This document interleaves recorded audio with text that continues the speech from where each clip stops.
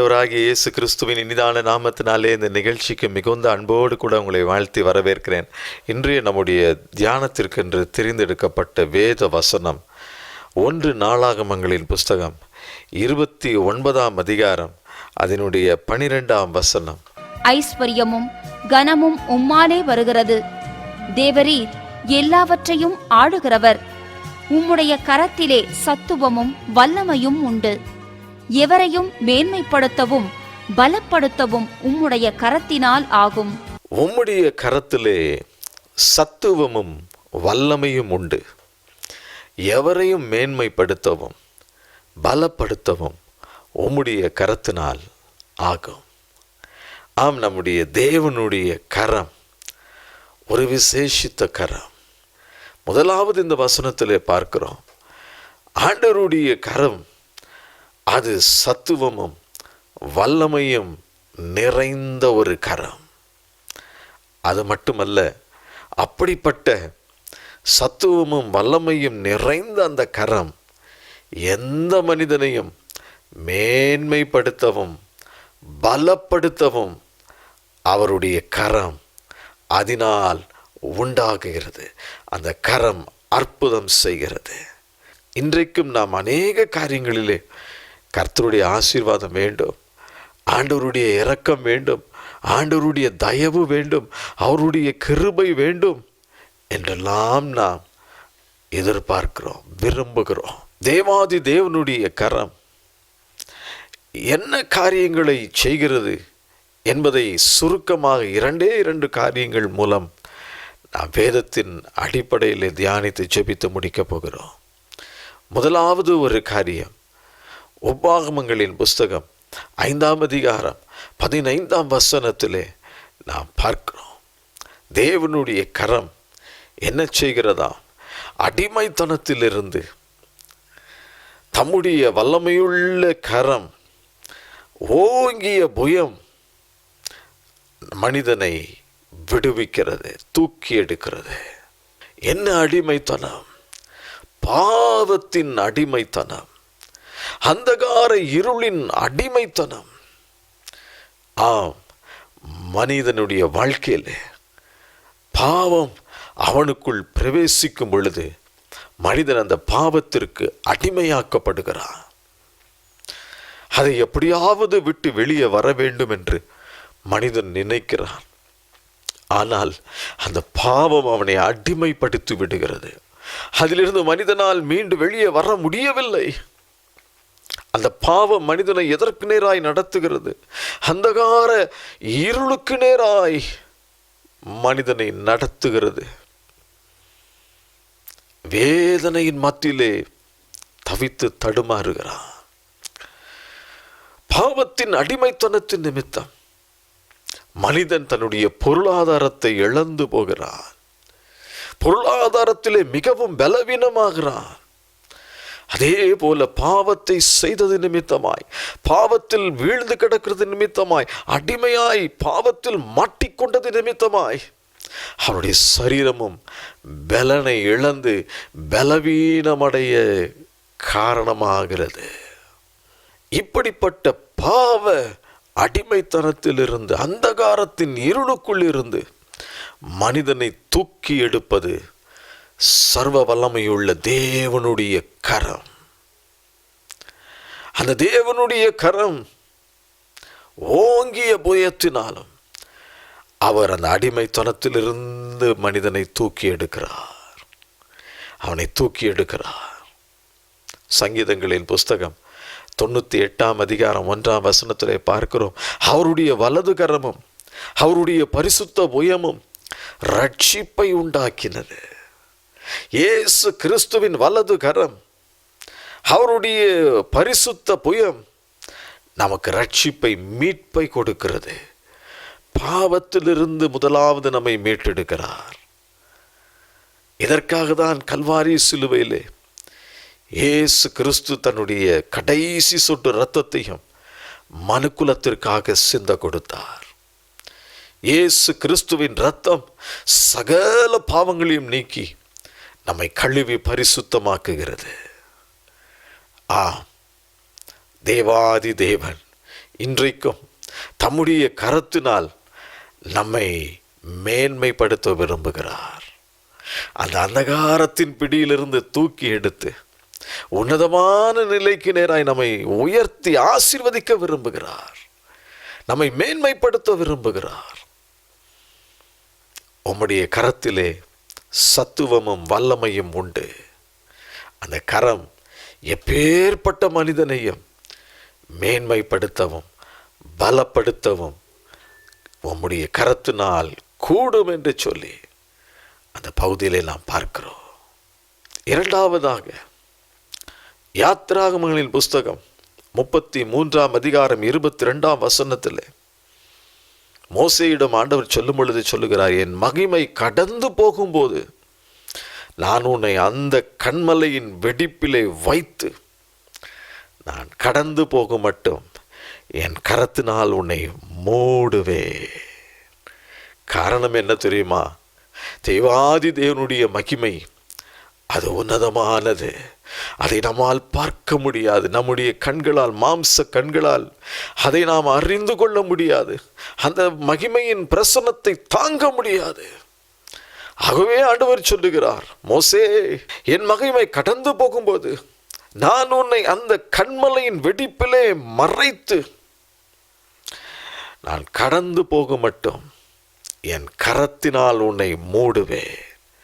அந்த மகிமை உன்னை எந்த விதத்திலும் பாதிப்பை உண்டு பண்ணி விடக்கூடாது என்று சொல்லி என்னுடைய கரத்தினால் உன்னை மூடி மறைக்கிறேன் என்று சொல்லி மோசேக்கு ஆண்டவர் சொல்லுகிறதை நாம் பார்க்கிறோம்.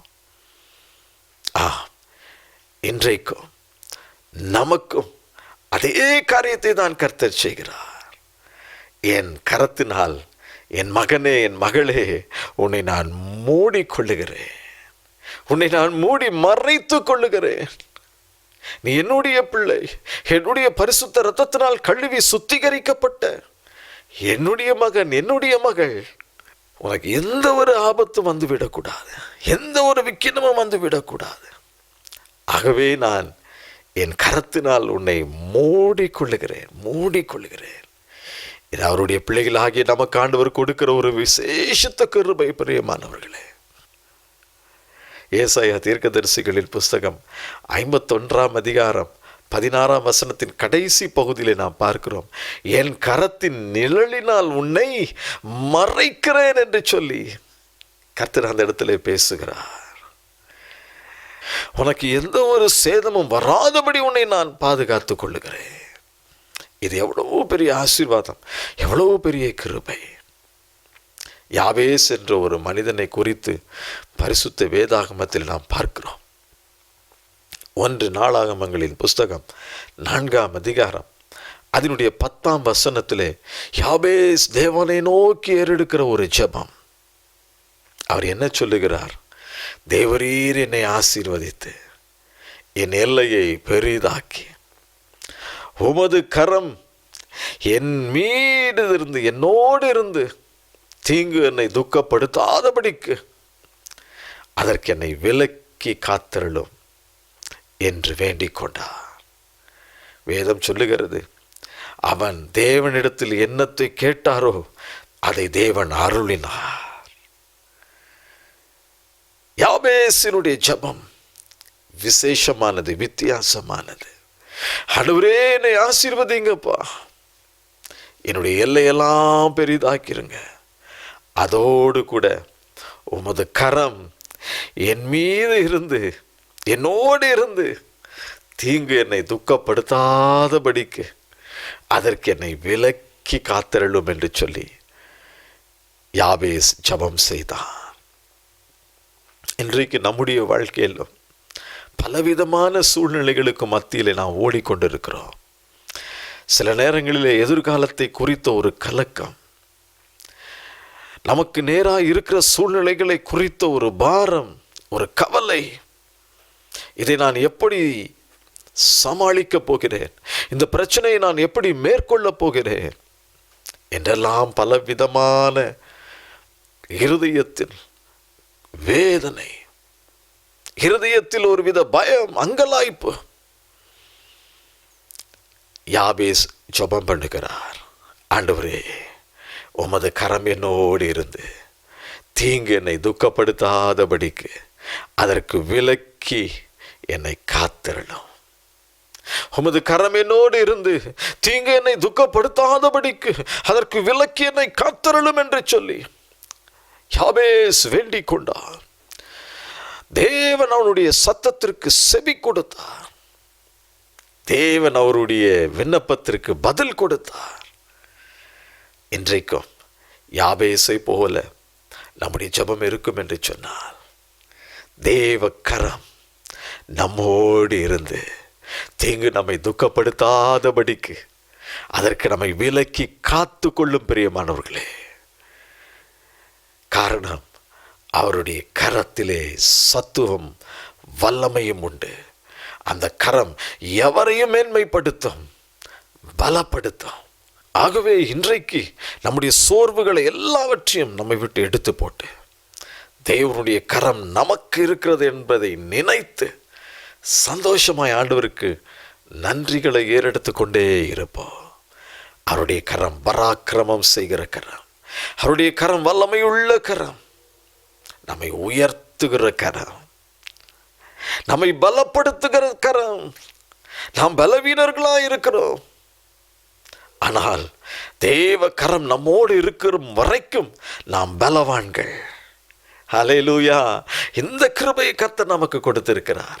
ஆகவே தைரியமாய் சந்தோஷமாய் நாம் மகிழ்ச்சியோடு கூட அவருக்கு நன்றி செலுத்துவோம். கடைசியாக ஏசாயா தீர்க்கதரிசிகளின் புஸ்தகம் 62ஆம் அதிகாரம் 3ஆம் வசனத்திலே நாம் பார்க்கிறோம், நீ கர்த்தருடைய கையில் அலங்காரமான கிரீடம், உன்னுடைய தேவனுடைய கரத்தில் ராஜமுடி. இது கர்த்தர் நமக்கு கொடுக்கிற ஒரு பெரிய வாக்குத்தத்தம், ஒரு ஆசீர்வாதம். நாம் அவருடைய கரத்திலே நாம் அடங்கி இருக்கும் பொழுது நாம் எப்படி இருக்கிறோமா? அவருடைய கரத்திலே அலங்காரமான கிரீடம், கர்த்தருடைய கரத்திலே நாம் அலங்கரிக்கப்பட்டிருக்கிறோம். ஒரு தீங்கும் நம்மை தொட முடியாது, ஒரு துஷ்ட மனிதனும் தொட முடியாது, தீங்கு நமக்கு விரோதமாய் நினைக்க முடியாது. காரணம், நாம் கர்த்தருடைய கையில் அலங்காரமான கிரீடமாய் இருக்கிறோம். அவருடைய கரத்திலே நாம் ராஜமுடியாய் இருக்கிறோம். நமக்கு விரோதமாய் ஒருவனும் எழும்ப முடியாது. ஆகவே தைரியமாயிருங்கள் பிரியமானவர்களே. முதலாவது நாம் பார்த்தோம், அடிமைத்தனத்திலிருந்து, பாவத்தின் அடிமைத்தனத்திலிருந்து, அந்தகாரத்தின் அடிமைத்தனத்திலிருந்து நம்மை விடுவிக்கிற கரம் தேவனுடைய கரம். இரண்டாவது, நம்மை மூடி மறைக்கிற தேவ கரம், கரத்தின் நிழலினால் நம்மை மூடி மறைக்கிற தேவ கரம். தீங்கு நம்மை துக்கப்படுத்தாதபடிக்கு அதற்கு நம்மை விலக்கி காக்கிற தேவ கரம். தேவனுடைய கையில் அலங்காரமான கிரீடமாய் நம்மை வைக்கிற கரம். இந்த ஒரு சந்தோஷத்தை, இந்த ஒரு ஆசீர்வாதத்தை உங்கள் ஒவ்வொருவருக்கும் கொடுத்து உங்களை நிறைவாய் ஆசீர்வதிக்க விரும்புகிறார். கண்களை மூடி ஆண்டவரை நோக்கி பார்ப்போமா? அன்பின் பரலோக பிதாவே, இந்த நாளிலும் கூட நீர் பேசின ஒவ்வொரு வசனங்களுக்காக, வார்த்தைகளுக்காக நன்றி ஏசப்பா. தகப்பனே, இந்த நாளிலும் கூட உம்முடைய கரம் எவ்வளவு மேன்மையுள்ள கரம், எவ்வளவு விசேஷித்த கரம், எங்களை பாதுகாக்கிறதப்பா. அடிமைத்தனத்திலிருந்து எங்களை மீட்டெடுக்கிற கரம், எங்களை பாதுகாக்கிற கரம். ஆண்டவரே, தீங்கு எங்களை துக்கப்படுத்தாதபடி அதற்கு விலக்கி காக்கிற கரம். உமக்கு நன்றி செலுத்துகிறோம். இந்த கரத்தின் நிழலினால் எங்களை மூடி மறைத்து கொள்ளுங்கப்பா. செய்தி கேட்ட நம்முடைய பிள்ளைகள் ஒவ்வொருவர் வாழ்க்கையிலும் காணப்படுகின்ற எல்லா போராட்டங்களிலிருந்தும், பிரச்சனைகளிலிருந்தும் இயேசுவின் நாமத்தில் நம்முடைய பிள்ளைகளை விட்டுவிப்பீராக. ஆண்டவரே, அந்தகாரத்தின் பிடியிலிருந்து, பாவ பழக்க வழக்கங்களின் பிடியிலிருந்து இயேசுவின் நாமத்தினாலே விட்டுவிப்பீராக. இப்பொழுது நம்முடைய வல்லமை இதை செய்யட்டும். இயேசு கிறிஸ்துவின் நாமத்தில் கேட்கிறேன் பிதாவே, ஆமென். கர்த்தர் தாமே உங்களை ஆசீர்வதிப்பாராக. ஆமென்.